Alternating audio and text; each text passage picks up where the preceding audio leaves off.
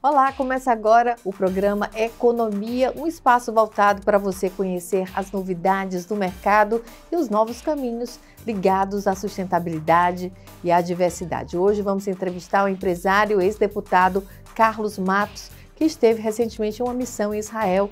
O Economia já começou.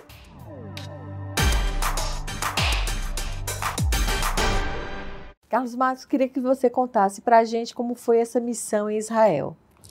Foi muito boa, porque nós fomos para Israel porque tem um gap entre o que nós gostaríamos de ser enquanto país, enquanto Estado, e Israel ele já é esse sonho que nós gostaríamos que fosse. Então, aprender com a história deles, com os desafios que eles superaram, como é que eles chegaram onde chegaram, para nós ilumina muito, é inspirador. E fomos com uma missão com diferentes segmentos e buscando o ecossistema de inovação, que foi o vetor, nos últimos 25 anos, foi a grande alavanca de Israel. Veja que um país com 51 mil dólares per capita, né, de renda, enquanto o Ceará tem 4.500, eles conseguem crescer a uma taxa de 6, 8% ao ano. É incrível! Mas é uma diferença cultural muito grande, né? Israel é formado por pessoas com alto poder intelectual, vamos dizer assim, com pessoas que têm uma formação diferenciada. Como a gente pode, nós que temos um gap muito grande nesse setor, como é que a gente pode conseguir fechar essas parcerias e melhorar as pessoas, né? Melhorar o treinamento das pessoas aqui? Isso é um ponto, nas perguntas que fizemos, tivemos com um grande especialista em inovação e em gestão, e eu perguntei para ele, na economia, para o empresariado dar uma melhor resposta, quais são os 2 fatores críticos que você considera com a sua experiência? Número 1, cultura. Segundo, gente preparada, né? Então, não é de todo jeito que as pessoas produzem, que elas dão rendimento. É preciso uma cultura, é preciso propósito. Eles têm um macro propósito que os ilumina para realizar. Eles querem ser a nação que ilumina o mundo. Então eles estudam o mundo e buscam soluções e dão soluções válidas e ganham dinheiro com isso. Cada empresa investe tempo para saber qual é o propósito dela. E muitas vezes nós não fazemos isso. Nós produzimos sapato. E o que é que você faz? Eu produzo sapato. Mas por quê? Para que você produz sapato? Parece uma perda de tempo. O nosso pragmatismo, às vezes, não deixa nós mergulharmos num propósito, que é isso que dá sentido a tudo. Eu vou aprender, eu vou me trabalhar, eu vou esforçar, né? Na universidade, chamou a atenção a visita ao SAPI, uma faculdade. E aí aconteceram algumas perguntas muito interessantes, porque eles se consideram uma universidade muito boa e eles estão pensando o mundo. O reitor foi formado em Harvard, advogado, mas ele disse, nós somos uma universidade, nós pensamos globalmente, nós pensamos na solução do mundo, mas nós pensamos prioritariamente como é que nós desenvolvemos a região onde nós estamos. Nós estamos aqui num deserto, no Negev, uma área periferia do país, e nós queremos aqui desenvolver. Então, é desafiante o Estado de Israel, o governo de Israel, dar incentivos fiscais para as empresas irem para próximo da universidade, e eles contribuem com o desenvolvimento da região, desenvolvendo tecnologia, pesquisa para essa área. Mas houve uma pergunta interessante. O Bruno Girão, da Alvoar, perguntou, mas reitor, você considera a sua universidade muito boa, diz que ela é referência em Israel, mas ela não está no ranking das melhores universidades do mundo. Por que Israel... E não tem nenhuma universidade israelense entre as 10 melhores universidades do mundo. Por quê? Se Israel se diz avançado e não está em nenhuma universidade. A resposta dele foi muito interessante. Ele disse, essa medição internacional está errada, está equivocada. Então nós nunca vamos estar no ranking, porque nós não somos medidos por isso. E são medidos por quê, então? Pelo sucesso do aluno. O aluno chega aqui, ele não acredita nele mesmo, ele não tem autoconfiança, ele não tem vontade de transformar a realidade. Nós trabalhamos isso para que ele tenha essa vontade, porque o aprendizado de conteúdo está a serviço disso. Eu vou aprender tudo que eu vou aprender para quê? E nós, então, assistimos o aluno nessa jornada na faculdade e depois da faculdade. E aí perguntaram, e qual é o principal fator de medição e de sucesso da universidade? O sucesso do aluno. Todos os nossos alunos são monitorados depois da universidade. Todos eles estão bem colocados, estão muito bem profissionalmente, e aí sim que nós consideramos que a universidade cumpriu o seu papel. Vocês levaram representantes das universidades locais, levaram empresários, pessoas da área de tecnologia da informação, do setor agropecuário. Sim. Eu queria que você falasse um pouco sobre essas parcerias, né, essas possibilidades de parcerias com as universidades israelenses, em especial essa universidade, a Universidade de Ben Gurion. Sim. Nós tivemos, essa lógica do ecossistema de inovação, ele exige uma colaboração do governo com a universidade e com o setor privado. Nós cuidamos de fazer a missão nessa perspectiva. Então foram conosco a vice-reitora da UFC, recém-eleita, foi o vice-reitor do IFCE, reitor em exercício, o setor produtivo, a Federação da Agricultura, a Federação das Indústrias, a Associação dos Supermercados, a Comac, Associação dos Atacadistas, empresários de diversos segmentos e o governo. Foram 2 prefeitos, Quixadá e Quixeramobim, prefeito Ricardo, prefeito Cirilo Pimenta, e o governo do estado foi o secretário de Inovação, da Secretaria de Desenvolvimento Econômico, o secretário do Agronegócio, Silvio, e o presidente da FUNCAP. Nessa perspectiva, nós trocamos muita ideia entre nós e capturamos o desenvolvimento lá para que nós possamos cooperar mais. Então, já nasceu algumas possibilidades de cooperação. Ficou acertado uma conferência liderada pela UFC e a Universidade de Ben Gurion, aqui no Ceará, no segundo semestre. Já houve um no ano passado e haverá uma outra. E também nós vamos fazer troca de estudantes. Estudantes cearenses irão para Israel e estudantes israelenses virão para o Ceará. Né? E essa agenda de criação esteve conosco o chefe de gabinete do primeiro-ministro, onde nós abrimos o leque de possibilidades do que podemos fazer. A ideia é fazermos uma feira aqui em Israel, vindo empresas israelenses, o Ceará ser uma porta de entrada para as empresas israelenses para a América Latina. Eles não têm mercado. Eles precisam vir para a América Latina. Muitas empresas grandes que não vendem nada para a América Latina. O Israel só exporta de tudo que exporta para o mundo, só 4% vem para o Brasil. Então há uma compreensão de Israel e nossa de que é bom para a nossa produtividade, é bom esse relacionamento, é boa essa interação, então faríamos uma feira. O embaixador de Israel já foi acionado, provavelmente virá ao Ceará ainda este ano.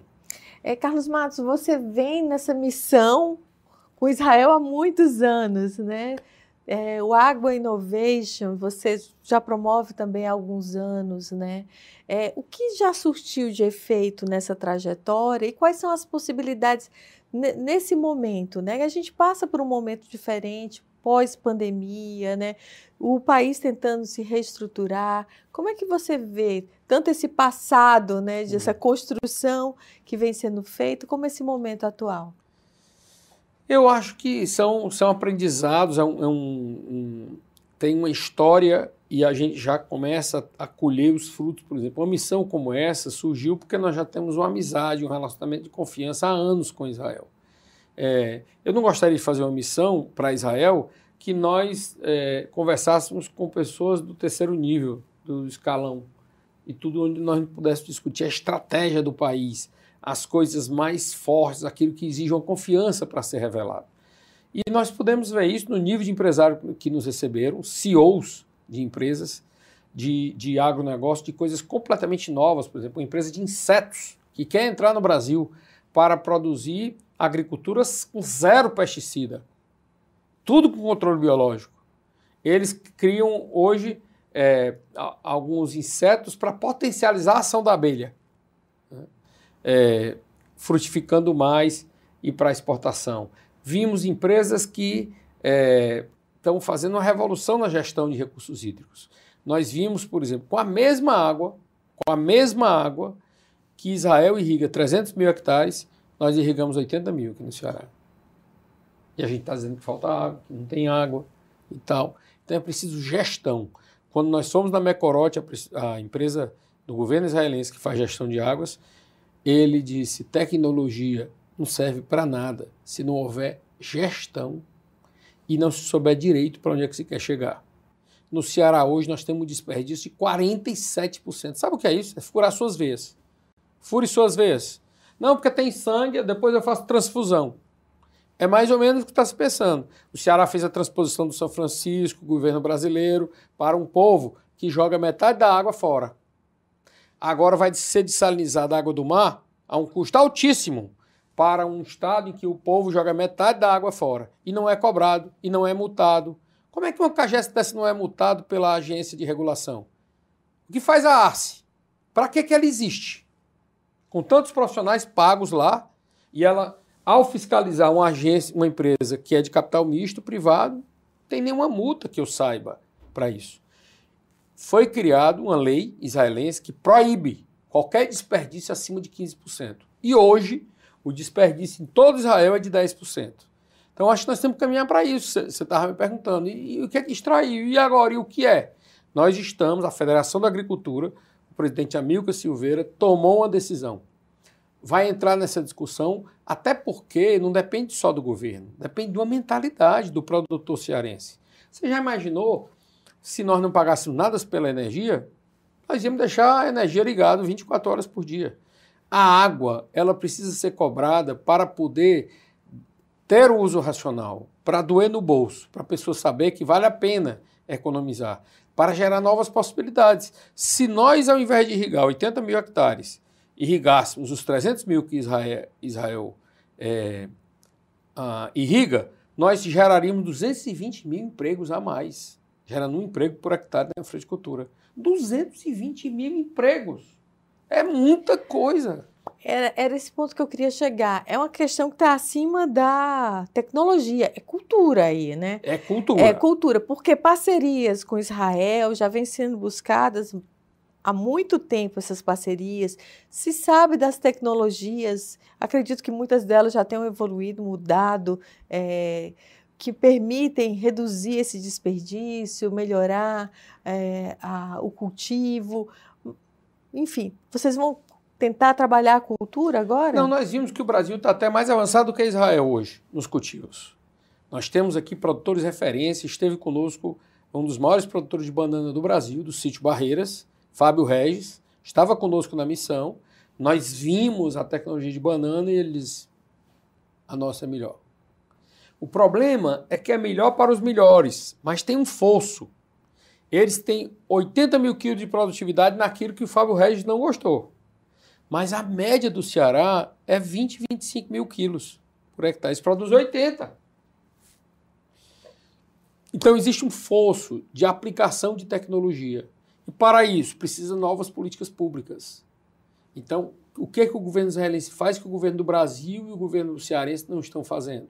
Para poder fazer chegar ao pequeno produtor essa tecnologia. São perguntas que a gente volta sabendo que é possível. Quer dizer, nós estamos no meio do deserto, com uma série de desafios, e lá se produz banana com 80 toneladas, e aqui tem produtores produzindo isso, mas tem produtores com 20, 25 toneladas. Carlos Matos, você foi secretário de Agricultura, foi deputado estadual, conhece bem esse setor. O que falta? É incentivo? É uma política que seja de cobrança mesmo e de realização? O que falta? Falta uma política. Se você perguntar hoje qual é a política da agricultura irrigada do Ceará, não há uma política começo, meio e fim. Eu acho que é sempre importante uma política para ela permitir até a interação do setor produtivo com o setor público. No começo do ano, nós fizemos até um trabalho para a Federação da Agricultura, onde foi feito um conjunto de propostas e entregue ao governo. Eu acho que, diante disso, o governo pode vir com uma nova política da agricultura irrigada para o Ceará. Porque o que eu vi que dói muito é a descontinuidade.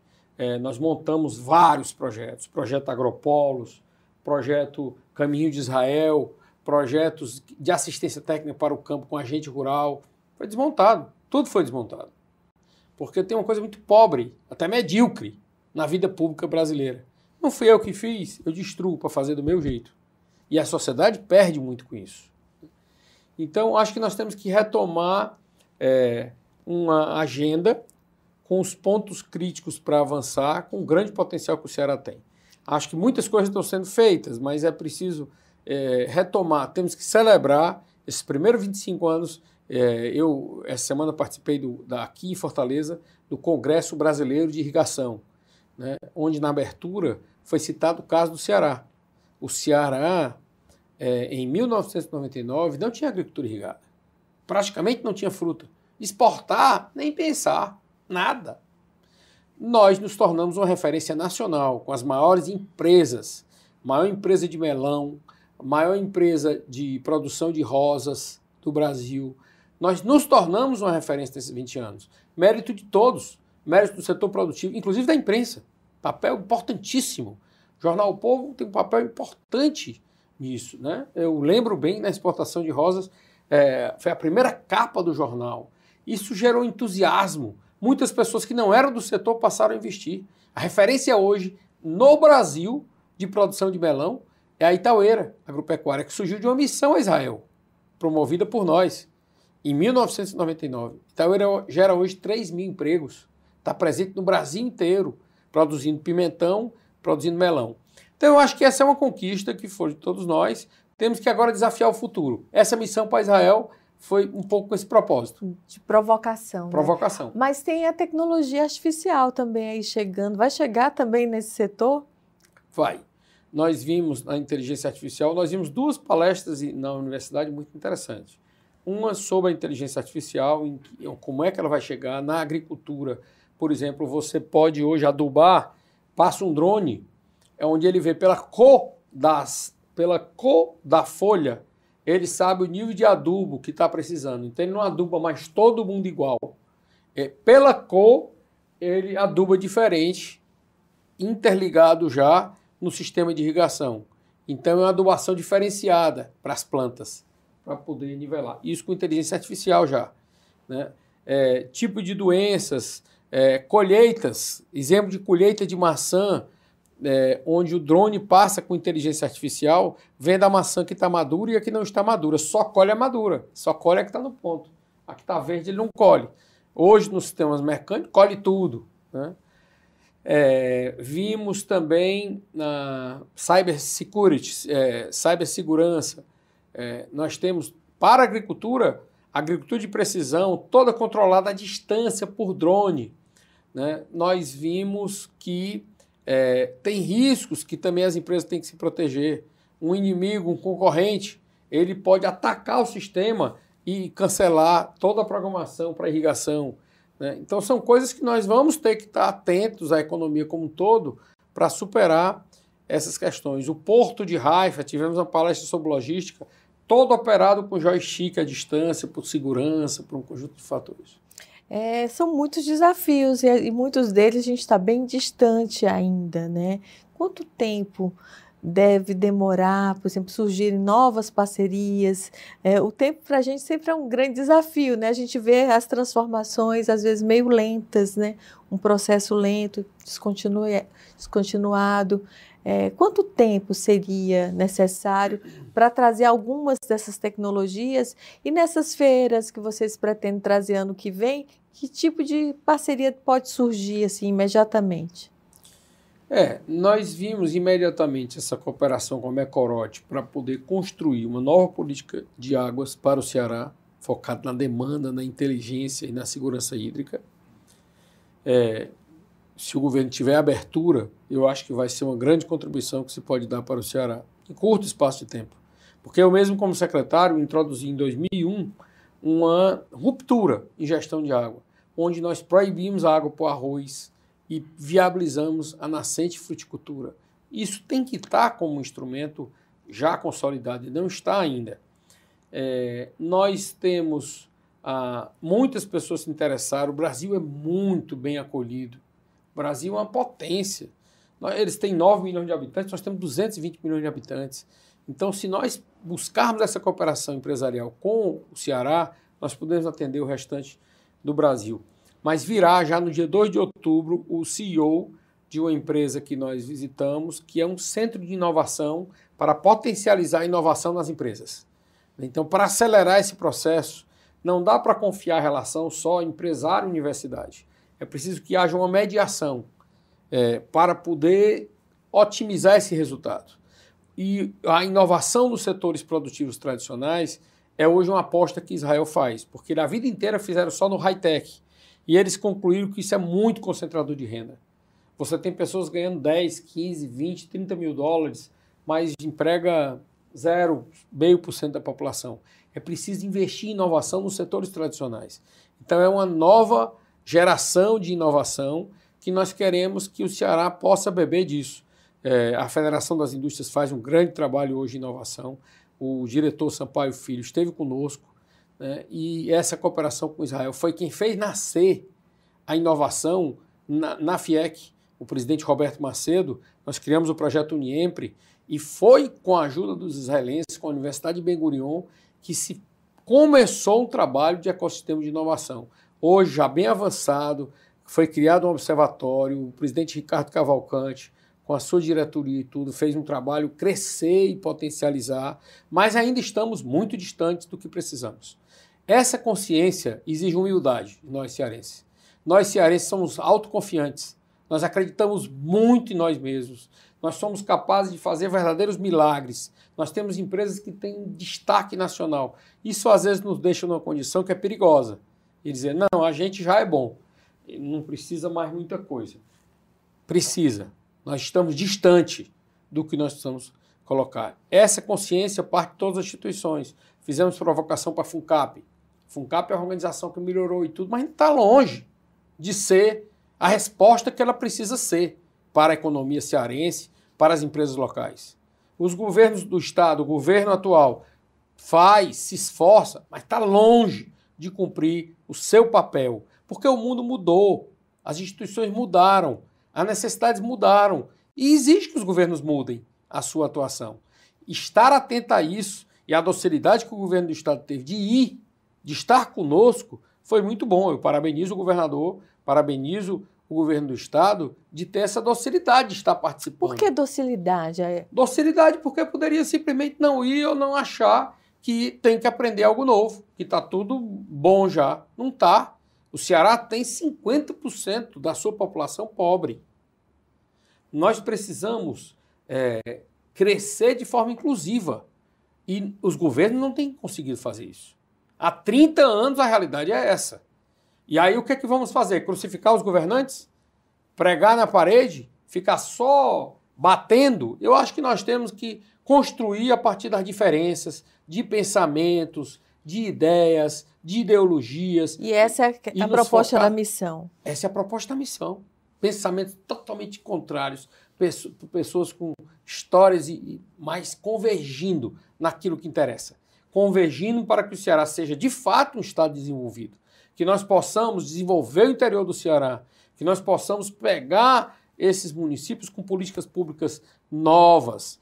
E Israel tem muitos... O professor Rafael Barel, ele é um expert mundial em ciência do desenvolvimento. Fez um trabalho para o governo do Ceará robusto. E conhece onde está bem isso? Aqui, né? Hã? E o trabalho? Onde está o trabalho? Parado. Onde? Na gaveta. Na gaveta de quem? Na gaveta do governo. Ficou o patrimônio dos governos, vão passando e vão enterrando aquilo que ficou como um trabalho, né? O secretário Fábio, que é de inovação, ficou de marcar um encontro. O secretário Salmito já houve um encontro com o Rafael Barel, porque nós temos que pensar grande, porque não, porque o governador era o Tasso, não é do meu governo, agora o governo é do PT, o governador é o Lúcio Alcântara, então nós não queremos. Eu acho que nós temos que ir além disso, né?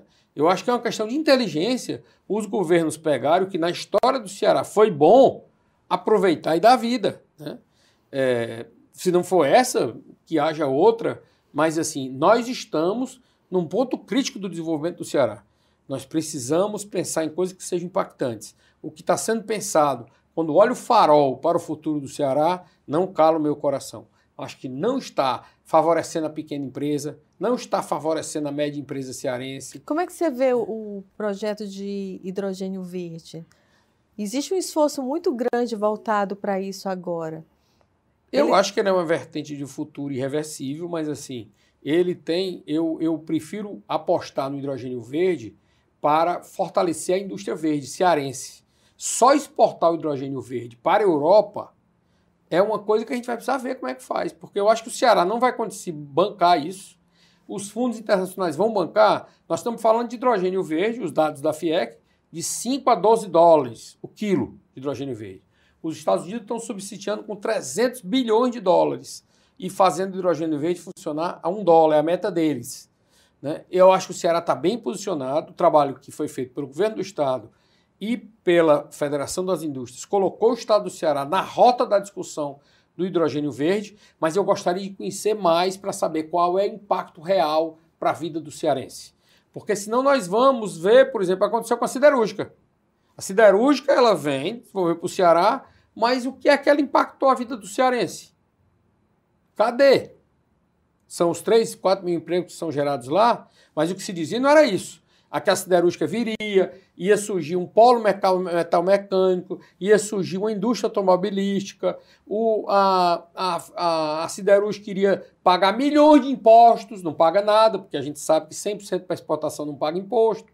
Né? É melhor ter vindo para o Ceará do que ir para outro estado? Provavelmente. Mas nós não podemos confiar no nosso futuro numa coisa só.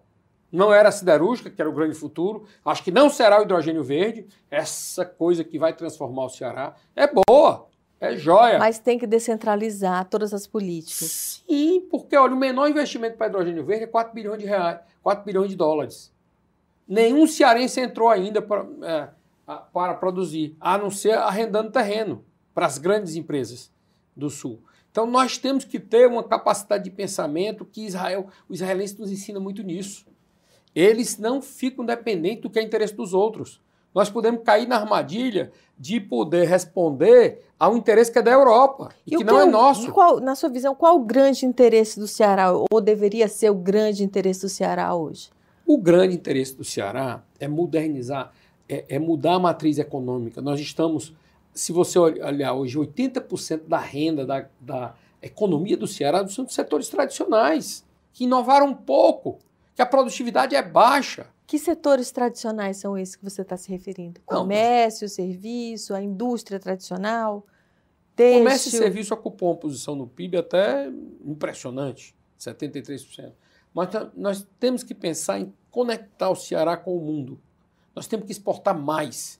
A ZPE é uma potência, um trabalho que os governos, nós temos que respeitar o trabalho que foi feito. O Ceará é destaque numa ZPE bem operada. Isso para nós é uma oportunidade, que a gente precisa dar vida a isso, para poder importar mais e exportar mais. Foi um dado curioso, Israel. Israel exporta 152 bilhões de dólares, se eu não me engano, e importa a mesma coisa.